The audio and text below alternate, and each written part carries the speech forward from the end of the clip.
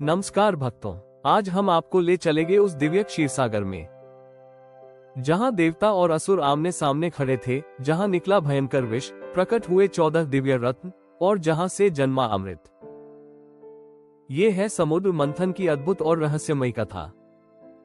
तो बिना देर किए चलिए इस दिव्य कथा की शुरुआत करते हैं।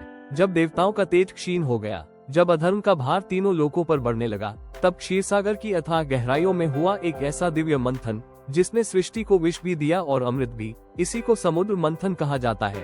एक समय की बात है, स्वर्गलोक अपने वैभव और ऐश्वर्य के शिखर पर था। देवराज इंद्र अपने पराक्रम और ऐश्वर्य से अभिभूत रहते थे। एक दिन महर्षि दुर्वासा स्वर्ग आए और उन्होंने इंद्र को देवी लक्ष्मी का प्रतीक एक दिव्य पुष्पमाला भेंट की। अहंकारवश इंद्र ने उस माला को आदरपूर्वक धारण नहीं किया, बल्कि अपने वाहन ऐरावत हाथी के मस्तक पर रख दिया। ऐरावत ने उसे सूंड से गिरा दिया और माला भूमि पर कुचल गई। ये दृश्य देखकर दुर्वासा ऋषि क्रोधित हो उठे।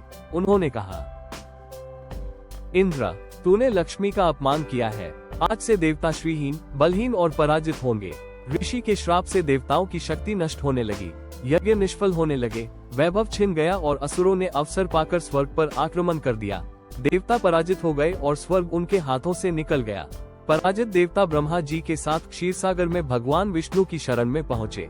भगवान विष्णु ने शांत स्वर में कहा, देवताओं, तुम्हारी शक्ति क्षीरसागर के मंथन से प्राप्त अमृत से ही लौट सकती है, परंतु ये कार्य अकेले संभव नहीं। असुरों से संधि करो। देवताओं ने विष्णु की आज्ञा स्वीकार की।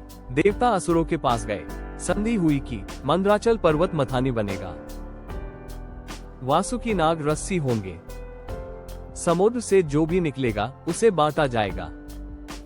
मंथन आरंभ हुआ। मंद्राचल पर्वत समुद्र में डूबने लगा। तब भगवान विष्णु ने कूर्म अवतार धारण कर उसे अपनी पीठ पर स्थिर किया। सबसे पहले समुद्र से एक भयंकर ज्वालामुखी समान पदार्थ निकला, हलाहल विष। उसकी अग्नि से स्वर्ग, पृथ्वी और पाताल तीनों लोग जलने लगे। देवता और असुर मृत्यु से भयभीत हो उठे और सभी महादेव शिव की शरण में पहुँचे। महादेव ने सृष्टि की रक्षा के लिए वह विष पी लिया और उसे अपने कंठ में रोक लिया। उनका कंठ नीला हो गया और तभी से वे कहलाए नीलकंठ महादेव। विष के शांत होने के बाद समुद्र से प्रकट हुई कामधेनु, सभी इच्छाएं पूर्ण करने वाली दिव्य गौ। देवताओं ने इसे ऋषियों को सौंप दिया ताकि यज्ञ, तप और धर्म अविरत चलते रहे। फिर समुद्र से निकला एक विशाल, श्वेत, 4 दांतों वाला हाथी, ऐरावत। देवराज इंद्र ने इसे अपना वाहन बनाया। ये स्वर्ग की राजसत्ता और शक्ति का प्रतीक बना। इस बाद प्रकट हुआ 7 मुखों वाला दिव्य अश्व, उच्चैश्रवा। असुरराज बलि ने इसे प्राप्त किया। ये तेज, गति और वीरता का प्रतीक था। फिर समुद्र से निकला कल्पवृक्ष, जो मनचाही वस्तु प्रदान करता था। इसे स्वर्गलोक में स्थापित किया गया, लेकिन ये भी सिखाता है कि असीम इच्छाएं मनुष्य को बांध भी सकती है। इसके बाद प्रकट हुई अत्यंत तेजस्वी कौस्तुभ मणि। भगवान विष्णु ने इसे अपने वक्षस्थल पर धारण किया। ये दिव्य चेतना और सत्य का प्रतीक बनी। मंथन से शीतल और सौम्य चंद्रमा प्रकट हुए। महादेव ने इन्हें अपनी जटाओं में धारण किया ताकि हलाहल विष की उष्णता शांत हो सके। इसके बाद प्रकट हुई वरुणी देवी, मदिरा की अधिष्ठात्री। असुरों ने उन्हें स्वीकार किया, क्योंकि उनका मार्ग भोग और आसक्ति का था।